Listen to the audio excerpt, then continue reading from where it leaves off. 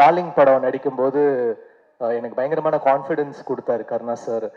ஏன்னா அந்த படம் ஃபர்ஸ்ட் ஷூட்டிங் அப்போ எப்படி இருக்கும், எப்படி ஓடும் எதாவது தெரியாது.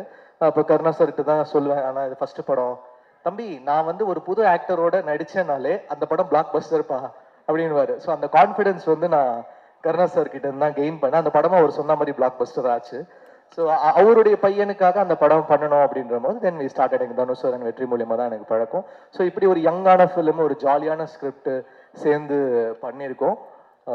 நீங்க பார்த்து சொல்லுங்க எப்படி இருக்குன்னு. கண்டிப்பா அவங்க 2 பேரோட ஸ்டூடெண்ட் வந்து மிஸ் ஆக மாட்டாரு. ஏன்னா அவங்க 2 பேரோட ஃபைண்ட் என்னைக்குமே ஒர்க் ஆகும். And all the actors they've done a very nice job.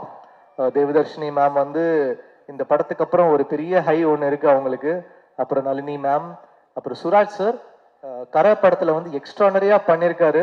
நான் ஒரு பேக்ரவுண்ட் ஸ்கோர் வாசிச்சுட்டு இருக்கேன். எக்ஸ்ட்ரானரியா பண்ணியிருக்காரு. Great actor.